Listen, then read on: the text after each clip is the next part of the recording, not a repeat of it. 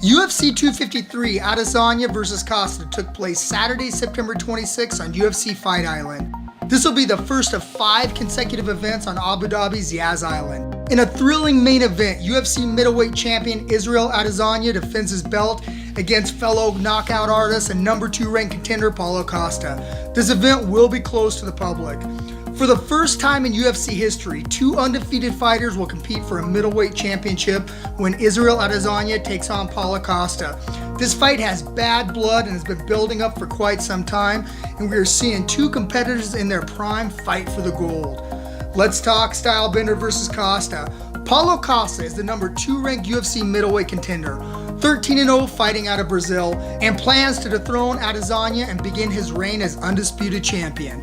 Costa is a black belt in jiu-jitsu and a very explosive and heavy-handed knockout artist that puts the fear in the eyes of his opponents. But on the other side of the octagon, you have the last stylebender, Israel Adesanya, the UFC middleweight champion and number 4 ranked men's pound-for-pound fighter. The last stylebender, 19-0 fighting out of Auckland, New Zealand, looks to put on another vintage performance and become the first person to defeat Costa. Stylebender is one of the most dynamic strikers in the UFC today. Stylebender uses his length as well as anyone, along with his pinpoint counter-striking. Stylebender is one of the most elegant strikers as you could create. He uses elusive movements, and it has been an incredible challenge for his opponents to predict his movements. He possesses great speed, power, accuracy, and creativeness, along with his impressive fight IQ. He has a very well-balanced attack that has been a riddle no fighters have been able to solve thus far. And here's how it went down. The real story of the night was Stylebender keeping that perfect distance, attacking the legs of Costa with wicked leg kicks, injuring Costa early with visible damage done, slowing Costa down. Costa had moments of gamesmanship, but it was usually after he took a strike from Stylebender. Clearly, Stylebender wanted to destroy Costa's legs, and through 2 rounds, he did just that by keeping Costa off balance. In the second round, Stylebender started heating up and landed a beautiful left high kick to the head of Costa, followed by another exchange when Stylebender slipped Costa's punch and knocked him to the mat with a left hook and followed him to the ground into a mount until the ref mercifully stepped in to stop the fight.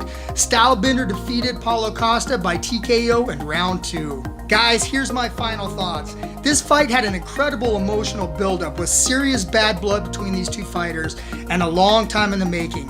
Stylebender fought a brilliant fight, but I'm not quite sure what Costa's game plan was. Sometimes fighters start off slow, but Costa's known for his explosive movements, and tonight he did next to nothing. Let's not take any credit away from the brilliant game plan of Stylebender by fighting a very tactical and strategic fight like a surgeon and literally picking Costa apart with pinpoint striking.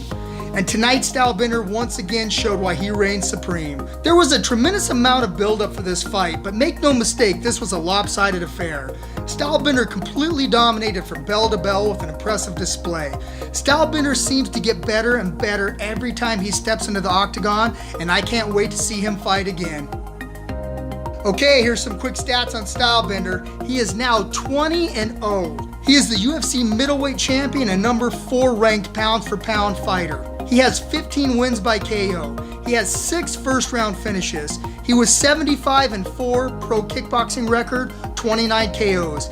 He now holds wins over Robert Whittaker, Yoel Romero, Anderson Silva, and now Paulo Costa. Okay guys, what's next for Stylebender? Well, Stylebender called out number 3 Jared Cannonier and told him if he beat the number 1 ranked Robert Whittaker convincingly, he wanted to fight him next. Let's see what happens with Whittaker and Cannonier for the next challenger for Stylebender. Guys, let me know who you think Stylebender should fight next in the comments. Just wanted to give a special shout out to all of our loyal fans. You guys are great. Keep the comments coming and don't forget to smash that like button. This is Jake Hatton with the Lowdown Breakdown. See you next time.